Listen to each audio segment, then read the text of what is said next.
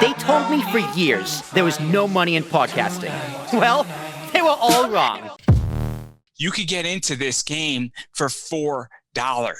You can get in this game for $2.59 in previews every month with one book and shipping. You can't buy and short and get the same rate of return on Wall Street because most day traders suck. Yeah. 80% of them lose money. It is a brutal sport. It is hard to, if you take $80 a month and go buy comics, statistically, you're going to do fine. Statistically, you're going to break even. How long does it take to break even? How long does it take to see a return on your investment on average? Obviously, some things are different depending on what you buy. What strategy are you using? It depends on the strategy. So we're going to go into this because this is I love doing this. So go ahead. You tell me like a few different strategies you have used or strategies you should avoid. Go into strategy. Go for it. I utilize two strategies. So I use a long-term play. Okay. So I like buying books and saying, okay, this book needs to mature. Mm-hmm. And so the book is a maturity book. So great. I buy the book and I'm like, cool, I'll hold on to it for 3 years. And I bought it for 20. I'm going to sell it for 70 in 3 years or 80 in 3 years. I've also used strategies where it's a little unethical where they say one per person. And then I use my dad's office. I'll send it to my sister. I'll send it to my friends and I'll buy 3 of them. And then I'm flipping that book for $70, $80. And then somebody's like, could you do $75? I'm like, yes, I can. Mm-hmm. And they're happy. I'm happy. It was a Star Wars Zenescope book of a Sonatona. They were doing a mock-up of her. And I kept one for myself, too, because it's an amazing book. I sold the 2. I bought 3, and I sold 2 of them and basically paid for the one and all. It's great. But so that's a quick flip. And those are really the 2 strategies I utilize effectively. And then I guess there's a third strategy where I pump money into a book.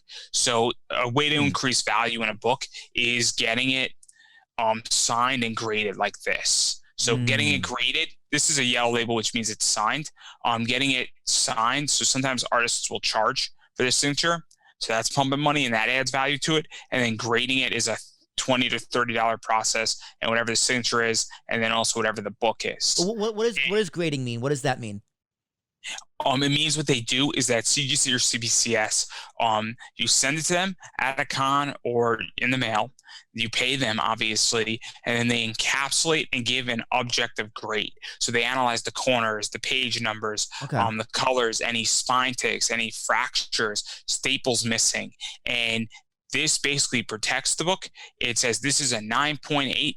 And that even if this book was to go down to one piece of paper inside this over the next 50 years, it is a 9.8. They also, if they witness the signatures, they authenticate the signature there. And that adds value. So this signature is authenticated by CGC saying he signed, Derek Chu signed this book. Okay. So now we know when I list this thing on eBay that Derek Chu signed this book, CGC witnessed it, and it's a 9.8, the third highest grade. And it's now not that if me and you could have a discussion if we were looking at this book together that you could say, oh, I think it's a 9.6. I think it's a 9.4. Right. I think it's 9.8. We cannot have a discussion on that book. So it's a certificate of authenticity.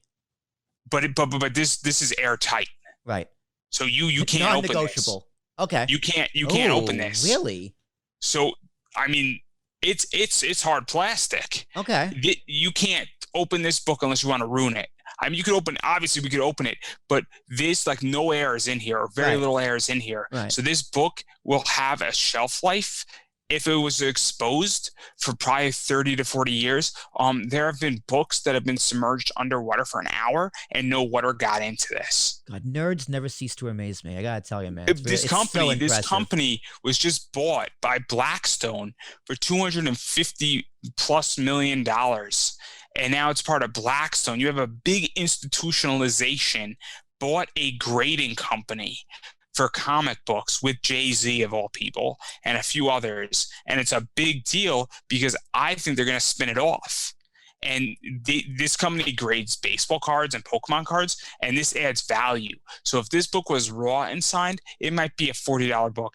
This book's at least $100 book. So when you get something graded, it adds value to it because it changes the definition. When you get something autographed and graded, it changes the valuation on it. And that's the whole point. And that's why this has become financialized. It's so interesting, not to mention that I want to protect things. Like, this is not worth getting graded. If somebody gets it graded and gets this book graded, they wanted to get it graded because they like the book. They're not looking at it as an investment as far as grading. What's the highest grade you can get? What's the scale? A perfect 10. It's okay, 10 it's not 10 to 1. To point NA. Point NA, but got it. Or not point N/A. But then with CGC, there's a blue label. There's a green label, which is an unqualified signature, meaning that the book is signed, but they can't certify it. And then there's a restored one, or unqualified means that they can't be graded, but you just wanted it encapsulated for whatever reason. And so that's how they view it. And so restored books are very different than yellow labels. They're very different than blue labels. But again, it's a huge company. It's a big company. And when you get big companies like Blackstone buying them, I mean, there you go. And for those who don't know, CBCS is owned by Beckett. Beckett is a big baseball trading card company. And they do a lot of grading. They do a lot of other stuff. They have magazines, and they own a lot of stuff too. And they offer comic book insurance as well.